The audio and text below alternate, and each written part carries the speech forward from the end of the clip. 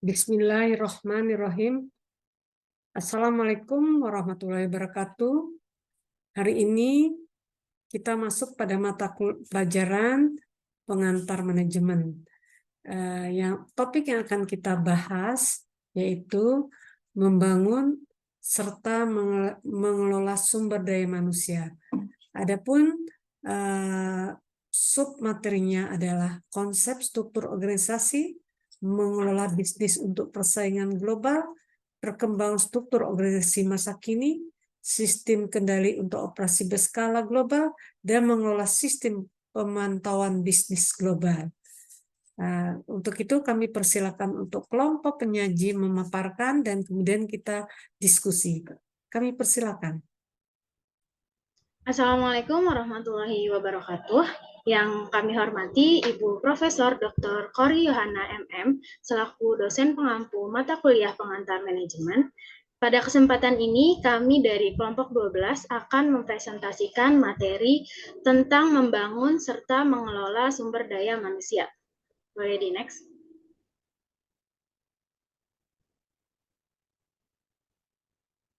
Sebelumnya, izinkan kami memperkenalkan diri. Saya Raguan dengan NIM 17066230024 dan rekan saya. Saya Kamrul Habil Luis dengan NIM 17066230096. Saya Elmi Eka dengan NIM belakang 3123. Materi yang akan kami bahas pada hari ini terdiri dari 5 poin. Yang pertama ada konsep struktur organisasi, lalu materi yang kedua yaitu mengelola bisnis untuk persaingan global, yang ketiga mengenai pengembangan struktur organisasi masa kini, yang keempat kita akan membahas mengenai sistem kendali untuk operasi berskala global, dan materi yang terakhir mengelola sistem pemantauan bisnis global. Ready, next. Oke, untuk materi yang pertama akan dijelaskan oleh rekan saya. Oke, akan saya lanjutkan. Untuk saat ini konsep struktur organisasi. Jadi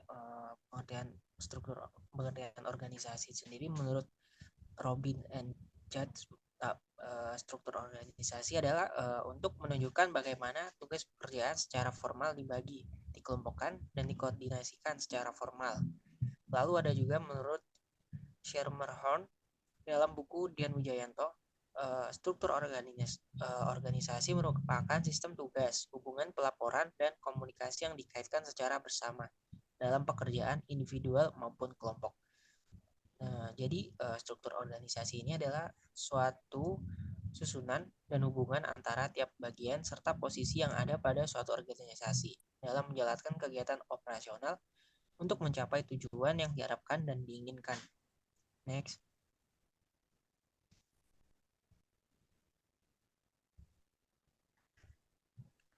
Nah, di sini ada indikator struktur organisasi. Yang pertama ini ada work specialization atau spesialisasi kerja. Ini adalah di mana setiap pekerja melakukan pekerjaan sesuai dengan spesialisasinya agar semua pekerjaan yang ada dapat diselesaikan dengan baik. Sangat dibutuhkan adanya spesialisasi pekerjaan. Lalu kedua ada chain of command, yaitu garis wewenang yang tidak terputus yang membentang dari tingkatan atas organisasi hingga tingkatan yang paling bawah dan menjelaskan siapa melapor kepada siapa. Lalu berikutnya ada span of control, yaitu hubungan yang terjadi antara atasan dan bawahan yang dapat diatur secara efektif dan efisien. Lalu ada juga faktor yang mempengaruhi struktur organisasi. Yang pertama ini adalah strategi organisasi. Jadi masalah utama yang dihadapi oleh organisasinya agar tujuannya agar ditetapkan dapat tercapai adalah bagaimana organisasi tersebut sebaiknya distrukturkan. Lalu ada skala organisasi. Yang berikutnya ada teknologi. Jadi faktor teknologi ini juga dimasukkan di sini adalah terkait dengan cara bagaimana sebuah produk dari sebuah organisasi atau bisnis bisa dihasilkan atau juga dengan cara bagaimana pekerjaan dilakukan. Selanjutnya ada lingkungan. Lingkungan yang dinamis menuntut organisasi untuk menyesuaikan diri secara dinamis.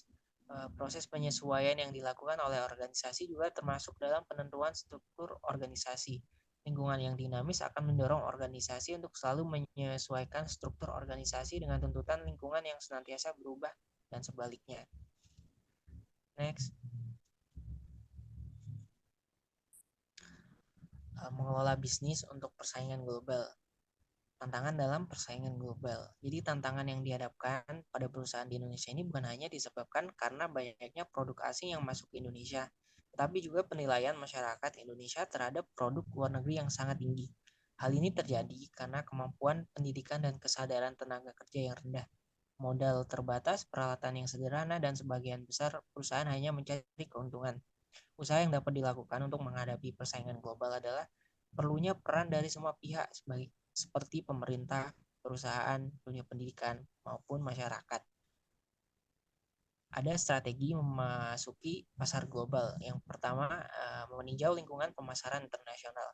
Jadi kondisi lingkungan bisnis saat ini cepat mengalami perubahan yang disebabkan karena kemajuan teknologi. Semakin banyak pesaing di dunia bisnis, perubahan selera konsumen, dan perubahan karena dampak aturan yang ada, perubahan lingkungan dapat menimbulkan peluang maupun ancaman bagi perusahaan. Selanjutnya ada melakukan pertimbangan sebelum memasuki pasar luar negeri. Sebelum memasuki pasar luar negeri, perusahaan harus mempertimbangkan kondisi para pesaing global, perilaku konsumen di luar negeri, dan daya tarik dari produk yang ditawarkan. Yang berikutnya, yang ketiga, ada menentukan pasar yang akan dimasuki. Perusahaan perlu memiliki pasar mana yang perlu dimasuki secara peluang, yang ada masing-masing pasar dan disesuaikan dengan produk apa yang akan dipasarkan. Yang keempat, ada program pemasaran. Ini perusahaan yang beroperasi di suatu atau beberapa pasar luar negeri harus menetapkan bagaimana menyesuaikan bauran pemasarannya terhadap kondisi lokal. Baik. Selanjutnya kita akan menjelaskan materi tentang perkembangan struktur organisasi masa kini. Kita akan membahas mulai dari faktor pengaruh perkembangan struktur organisasi masa kini. Yang pertama, lingkungan perusahaan yang semakin kompleks dan berubah-ubah. Itu maksudnya perusahaan perlu memiliki struktur organisasi yang lebih fleksibel dan adaptif agar dapat menyesuaikan diri dengan perubahan lingkungan. Yang kedua, teknologi yang semakin berkembang. Karena teknologi yang semakin berkembang, perusahaan jadi memungkinkan untuk melakukan berbagai kegiatan secara lebih efisien dan efektif. Dan yang ketiga, perubahan kebutuhan dan keinginan pelanggan. Eh, karena perubahan dan karena pelanggan selalu memiliki perubahan kebutuhan dan keinginan, maka perusahaan harus terus berinovasi dan menyesuaikan produk atau jasanya agar dapat memenuhi kebutuhan dan keinginan pelanggan. Struktur organisasi masa kini ada 4 faktor sekarang. Yang pertama, fleksibel agar perusahaan dapat menyesuaikan diri dengan perubahan lingkungan. Yang kedua, perusahaan masa kini harus adaptif supaya perusahaan dapat berinovasi dan mengembangkan produk atau jasanya. Yang ketiga, perusahaan harus terdesentralisasi agar perusahaan dapat lebih cepat dan tanggap terhadap perubahan. Dan yang terakhir, perusahaan masa kini harus team based agar perusahaan dapat memanfaatkan kreativitas atau inovasi karyawan. Selanjutnya ada sistem kendali untuk operasi berskala global. Apa sih itu sistem kendali untuk operasi berskala global? Itu adalah sistem yang digunakan untuk mengelola dan mengendalikan operasi perusahaan yang terbesar di berbagai negara. Sistem ini diperlukan juga untuk memastikan bahwa operasi perusahaan berjalan secara efisien dan efektif, serta untuk mencapai tujuan perusahaan secara keseluruhan. Baik, tujuannya ada 3. Pertama, meningkatkan efisiensi dan efektivitas operasi. Sistem kendali ini dapat membantu perusahaan untuk mengurangi biaya, produktivitas, dan meningkatkan kualitas produk dan jasa. Yang kedua ada meningkatkan efektivitas dalam pengambilan keputusan. Eh, Sistem kendali yang dapat menyediakan informasi yang akurat dan tepat waktu kepada manajemen untuk membuat keputusan yang lebih baik. Dan yang ketiga ada meningkatkan kepatuhan terhadap peraturan. Berarti sistem ini dapat membantu perusahaan untuk mematuhi peraturan yang berlaku di berbagai negara. Baik, komponennya juga ada 3. Ada sistem informasi, sistem perencanaan dan pengendalian, dan sistem pengendalian kerja. Apa sih sistem informasi yang dimaksud? Yang dimaksud menyediakan data dan informasi yang diperlukan untuk mengelola dan mengendalikan operasi. Untuk sistem perencanaan pengendalian, eh, menetapkan tujuan dan sasaran operasi serta mengembangkan rencana dan strategi untuk mencapai tujuan tersebut. Dan yang ketiga, sistem pengendalian kerja untuk mengukur dan mengevaluasi kinerja operasi serta mengambil tindakan korektif jika diperlukan. Eh, Contohnya, yang pertama ada Enterprise Resource Planning. Itu adalah sistem informasi yang mengintegrasikan berbagai proses bisnis seperti produksi, keuangan, dan sumber daya manusia. Dan yang kedua ada Supply Chain Management. Itu berarti sistem mengintegrasikan berbagai proses bisnis dalam rantai pasokan, mulai dari pemasok hingga pelanggan. Yang terakhir ada Customer Relationship Management. Itu berarti sistem mengintegrasikan berbagai proses bisnis dalam hubungan dengan pelanggan. Selanjutnya ada mengelola sistem pemantauan bisnis global. Definisinya itu sistem yang digunakan untuk mengumpulkan, menganalisis, dan melaporkan informasi tentang kinerja bisnis di berbagai negara. Sistem ini diperlukan untuk memastikan bahwa perusahaan dapat beroperasi secara efisien dan efektif. Mengelola sistem pemantauan bisnis global merupakan tugas yang kompleks dan membutuhkan berbagai keterampilan dan pengetahuan. Tujuan dari mengelola sistem pemantauan bisnis global adalah untuk memberikan informasi yang akurat dan tepat waktu kepada manajemen untuk membuat keputusan bisnis yang baik. Nah, tantangan untuk mengelola sistem pemantauan bisnis global ada tiga. Pertama ada kompleksitas, yang kedua ada ketersediaan data, yang ketiga ada kesulitan analisis. Kompleksitas yang di sini berarti dapat menjadi sangat kompleks, terutama jika perusahaan beroperasi di banyak negara. Yang kedua, ketersediaan data itu berarti data dan informasi yang dibutuhkan untuk sistem pemantauan bisnis global mungkin tidak tersedia atau tidak akurat. Yang ketiga, kesulitan analisis. Berarti data dan informasi yang dikumpulkan oleh sistem pemantauan bisnis global mungkin sulit untuk dianalisis. Strategi untuk mengelola sistem pemantauan bisnis global juga ada tiga. Yang pertama ada membangun tim yang kompeten. Tim yang bertanggung jawab untuk mengelola sistem pemantauan bisnis global harus memiliki pemahaman yang baik tentang bisnis global, serta keterampilan teknis yang diperlukan. Yang kedua ada menggunakan teknologi yang tepat. Teknologi yang tepat membantu perusahaan untuk mengumpulkan, menganalisis, dan melaporkan informasi secara lebih efisien dan efektif. Yang terakhir ada menerapkan standar dan prosedur. Standar dan prosedur yang jelas dapat membantu memastikan bahwa sistem pemantauan bisnis global diketahui secara konsisten. Oke, sekian pembahasan kami mengenai membangun serta mengelola sumber daya manusia. Apakah ada yang ingin bertanya?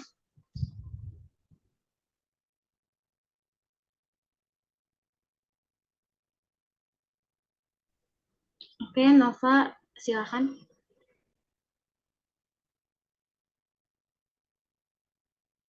Baik, terima kasih atas kesempatannya. Saya Nova Fitriandini, izin bertanya.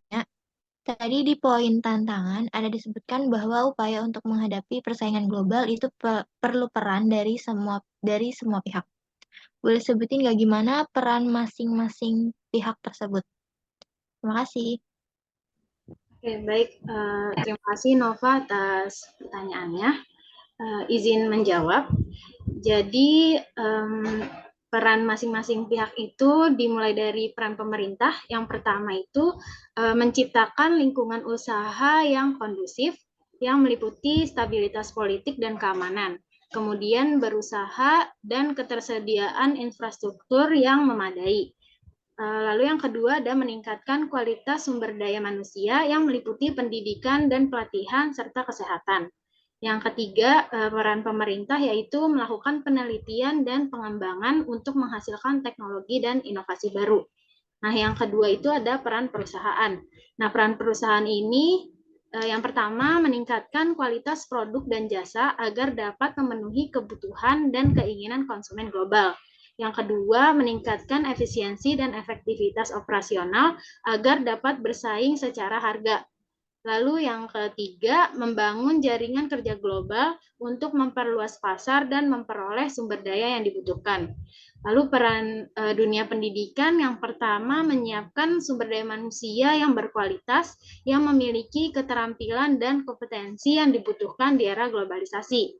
Yang kedua yaitu mengembangkan kurikulum yang relevan dengan kebutuhan industri agar lulusan pendidikan dapat langsung terserap di dunia kerja. Lalu yang ketiga ada meningkatkan kerjasama dengan dunia usaha untuk meningkatkan kualitas pendidikan dan pelatihan. Lalu yang terakhir ada peran masyarakat. Yang pertama, meningkatkan kesadaran akan pentingnya persaingan global. Ini perlu agar dapat mendukung upaya-upaya yang dilakukan oleh pemerintah, perusahaan, dan dunia pendidikan tadi. Lalu yang kedua, menciptakan budaya kerja yang produktif dan inovatif agar dapat menghasilkan produk dan jasa yang berkualitas. Dan yang terakhir, peran masyarakat yaitu dengan mengkonsumsi produk dan jasa dalam negeri untuk mendukung pertumbuhan ekonomi nasional. Sekiranya itu jawabannya, apakah sudah terjawab, Nova? Baik, terima kasih sudah terjawab. Baik, terima kasih kembali. Oke, karena pertanyaan dari Nova sudah terjawab, selesai sudah materi kita pada kali ini. Sekian dari kami, kelompok 12. Terima kasih. Wassalamualaikum warahmatullahi wabarakatuh. Baik, alhamdulillah kita sudah berdiskusi tentang membangun serta mengolah sumber daya manusia. Cukup seru ya. Nah, sekarang tibalah saatnya kita akan akhiri dengan mengucapkan alhamdulillahirabbil alamin. Wassalamualaikum warahmatullahi wabarakatuh.